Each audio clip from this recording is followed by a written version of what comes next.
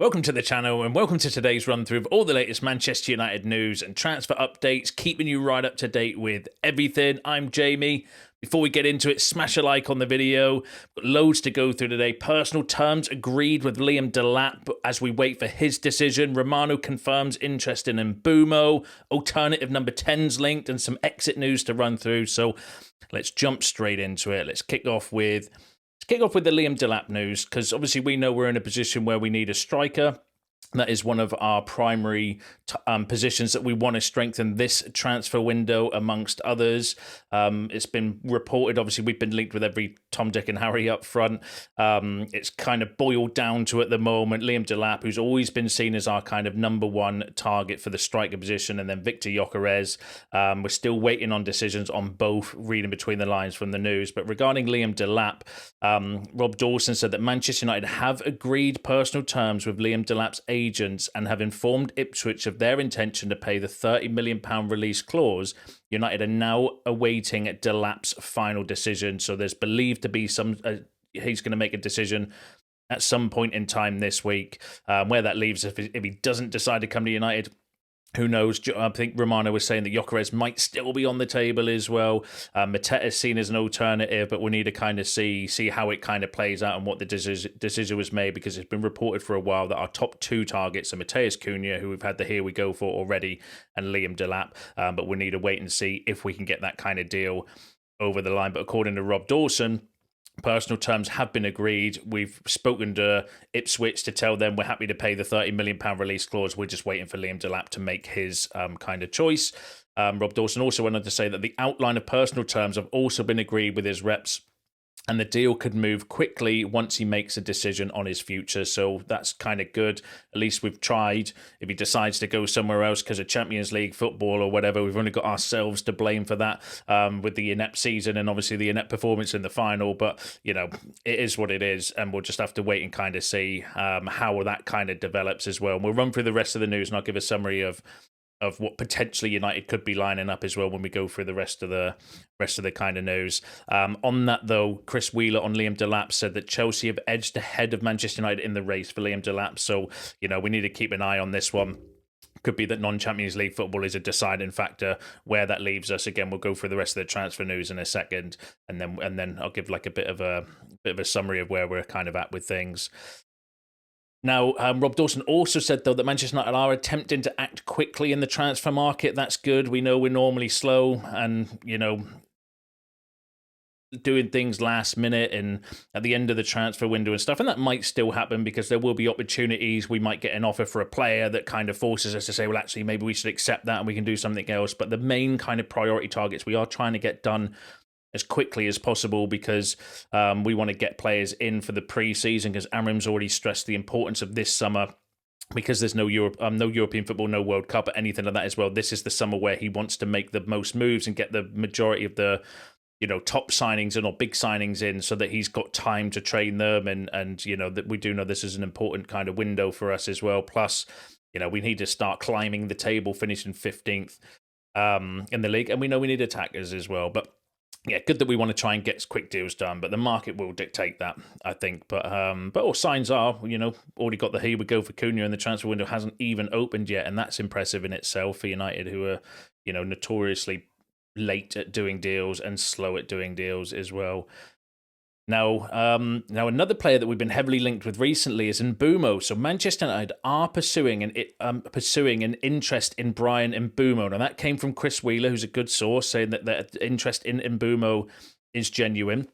Simon Jones from the Mail said that Manchester United have made inquiries about Brentford's Bryan Mbeumo. The Graham Bailey said United's pursuit of Bryan Mbeumo is being led through analytics, with data heavily supporting a move for him. United know it will be tough to get him, but the interest is solid. And the Muppeteers were saying that Manchester United have been watching Bryan Mbeumo for a very long time and are very serious to bring him to Old Trafford this summer. And then Fabrizio Romano has also said that Manchester United want to add another player behind the striker with Cunha. And Mbeumo is among the names of United's transfer list, but he is not the only one on the list. But that Bryan Mbeumo suits Manchester United's strategy, a player for the future that can make an instant impact and Premier League proven. The club appreciates him. So, a lot of kind of more, I would say, credible. You don't get more credible than Fabrizio Romano. More kind of credibility behind the move, potentially for Bryan Mbeumo, which would be insane if we got Cunha and Mbeumo and even Dilap, like 3 Premier League proven players, all with different goal scoring records, different stages of their kind of career. Because I still have question marks around Liam Delap as well. But I can't remember the last time we would have gone and got some of the best talents around from the Premier League, because normally we shy away from these deals and then just prefer to spend excess money on players from abroad that don't necessarily suit the league. And there's always got a question mark around as well. Like, I think that would be insane if we got Cunha and Mbeumo and Liam Delap as well, even though there are question marks around Liam Delap as well. But if you've got other players to take the goal scoring burden away from him as well, that I think that's actually going to be, that would be absolutely insane for me, and I'd be here for it. Romano also said, though, signing another number 10 is a mission at Manchester United, but depends on outgoings, just to kind of remain a little bit grounded regarding Mbeumo, because as exciting as it is, we need to really kind of think about the reality of the situation as well, because I've just mentioned about Dilap, no Champions League football. That is going to be a hindrance, and that is going to be important for some players as well. And there's plenty of competition for, Dilap. We know Chelsea, Newcastle, I think, Everton, there's a lot of Premier League clubs in for Liam Delap, and it'll probably be the same from Mbeumo as well. Newcastle are very, very heavily linked with him as well, to the point where, there's lots of kind of outlets suggesting that they're ahead of United regarding the deal, but that United are trying to do it. Matt said, although Manchester United are very serious about Bryan Mbeumo, he would personally prefer a club in the Champions League, and that's the kind of reality of the situation. So while I'm excited that we are definitely interested in Mbeumo, and he is a player that we're speaking to or that we've had conversations with, that we're trying to get into the club, I think that's a fantastic bit of business or a move for United. The reality is, without Champions League, we are going to lose out on some deals this transfer window, just based solely on that alone, which is going to be annoying. It's going to hurt. It's going to absolutely suck. But it is what it is. That's where we are. And we're just going to have to hope that we've got alternatives lined up in case that happens, because it's not potentially going to be the only one that potentially would want to go somewhere with Champions League. Same as Dilap as well. And it is going to be, it's going to be one of these. So I just hope we've got alternatives lined up as well, or and that we're speaking to as well, because you don't want to get caught with our pants down when a player decides not to go, and that's where you're scrambling around in the market, and that's where your kind of deals don't get done early because you're trying to negotiate and stuff. So, but yeah, we'll keep an eye on it. I think it's exciting, but I want to remain a bit grounded, because the reality of United is that, we know we're tight on finances. We need to rely on sales, and obviously the Champions League is going to be a factor with some players as well. But I will bring you any updates as well. Give us your thoughts. So I think that would be good. Like, we know we've got Cunha done, Dilap potentially decision made this week as well, and interest in Mbeumo. Like, you can't fault United for trying. Whether we'll get them or not, again, we've got to wait and see. Bear in mind the situation and stuff that we're in, but we'll bring you any updates if they come up. But give us your thoughts. Give us your thoughts on that in the comments. Be interesting to read those later.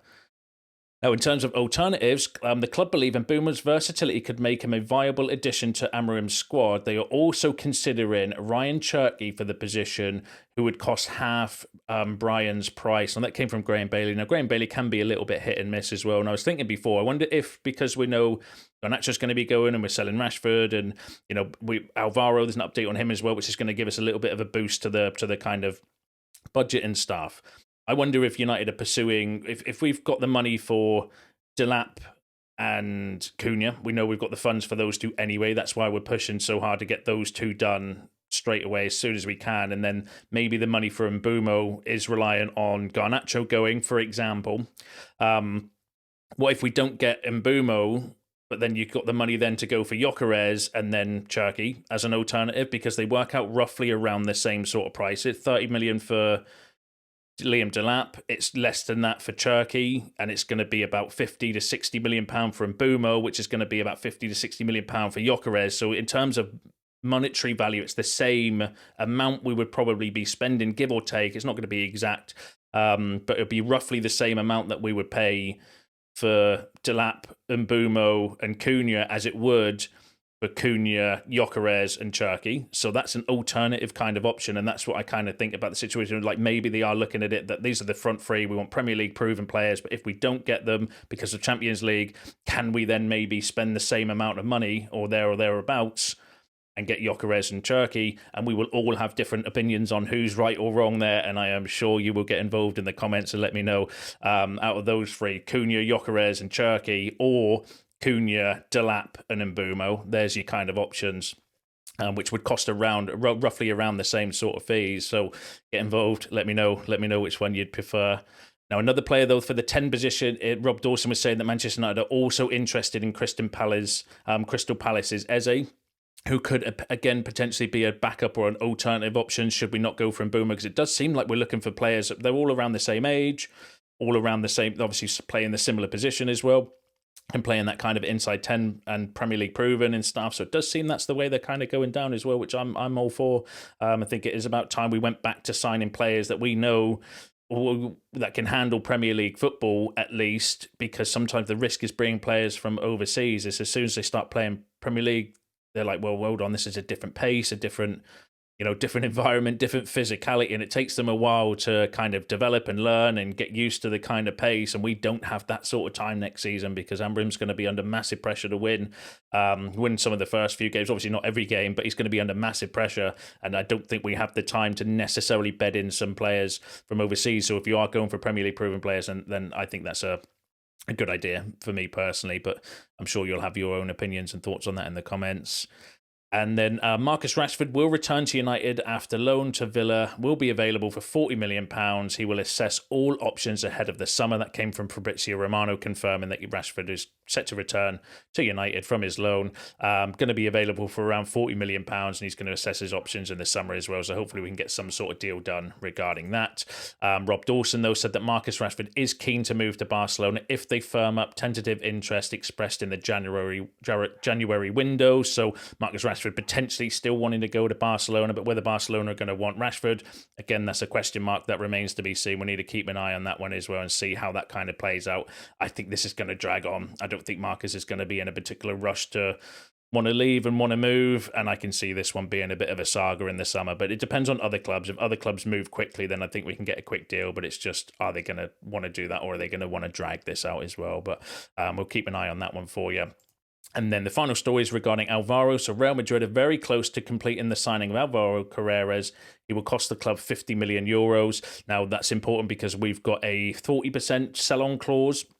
So we'll look to pocket some of the profit from that deal as well, which is going to give us a boost to the transfer budget. And obviously we know without Champions League football and the finances at the club as well, that's going to massively help us going forward.